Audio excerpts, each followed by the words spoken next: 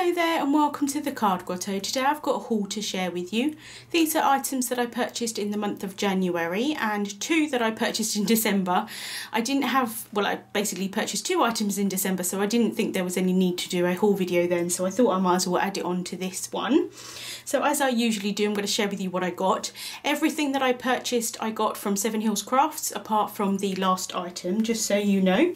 So first of all, I picked up the Mama Elephant Hogs and Kisses stamp set. Absolutely adorable. If you've known me for any length of time, you'll know that I absolutely adore pigs. So you've got these cute little pigs here, the little balloon that they can hold, a little card, and some hearts, just really adorable, and loads of different sentiments as well that I think work really well with the images, but I'm sure I can use other sentiments as well if I wanted to.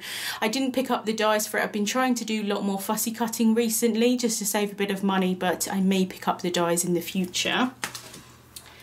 And then I also picked up the circular grid die from Mama Elephant. Just thought it was a really great idea to put little critters and things like that in the windows. I do quite like to, you know, sometimes I generally do like 3 windows on a card, but I thought this would be quite nice for some of the smaller images. There's a nice stitching detail around the outside, but I definitely think you could use this for other things as well as critters, maybe just make a nice pattern or something like that. So really glad that I picked that up. And then I picked up a few reverse confetti items. I do apologise that I don't know the names of them off the top of my head, but this is the stitched tag. It's just really lovely stitching detail on this tag here, and I really love the rounded corners as well. And you've got like a little tab thing that you can add on the top. This would be really great obviously for tags, but I think you could add that onto a card as well and just do like a card panel type thing. Like I said, I just really love this stitching detail on there. And along the same lines, I picked up this stitching diagonal cover die as well. Again, I just love the stitching detail. I really like white on white background, so this would be nice just to add a bit of detail in the background. You could just have it stitched on one direction, and then you could move your paper around and stitch it on the other direction to do like a cross hatch. I've seen that been done with some of the design team have done that, and I thought that would look really nice as well. So really looking forward to using that.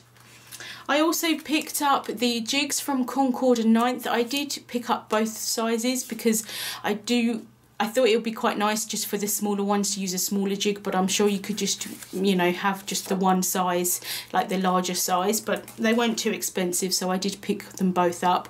There's a nice, this is kind of, I don't know, it's plastic of some sort. I can't really think what, I'm trying to think what the name of the plastic is, but sorry, I can't think of it off the top of my head. But you've got this detail here, so you know where the centre of the stamp is, the Turnabout stamp, and then they've got notches here at the side so that you know where to place your cardstock when you want to turn as well and everything like that. I have made jigs myself in the past, but since they've brought them out, I thought this would be quite helpful to use with their stamps.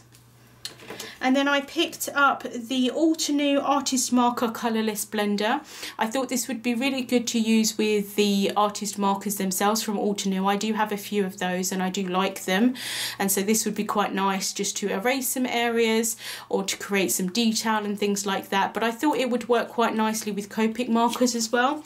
It's got quite a nice nib on it. So the Altenew artist markers, they come with a bullet nib, and then also sort of the normal brush nib, but this bullet nib is really good for getting into small places, especially if you want to do some stippling or something like that with the Colorless blender. So I'm quite looking forward to seeing how that works with Copic markers.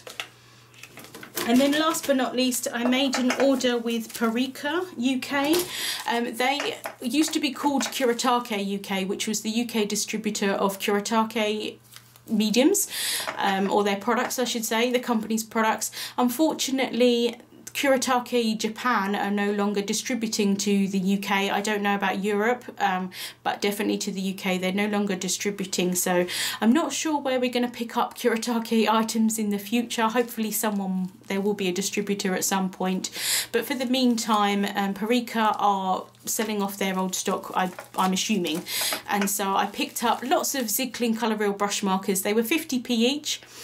and usually they're about £3 each, so that was an absolute bargain. I saw a few people mention it on Facebook that they were doing this, and they had like a set of the 48 set down half price as well.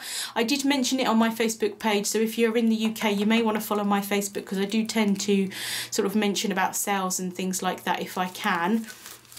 And so yeah, I just picked up, I think, I picked up 19 from Pirika, and then I picked up 1 from eBay, just because I really wanted that particular colour and they didn't have it on Pirika. So I have now probably maybe about 45 markers in total.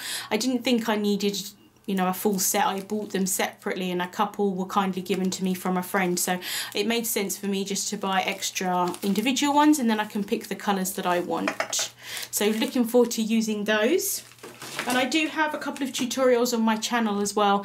If you're not sure how to use them, I'll link one of those up at the end of this video if you're interested. So links to all of the products will be in the description bar on YouTube and also over on my blog. Thank you so much for watching, and I'll see you soon.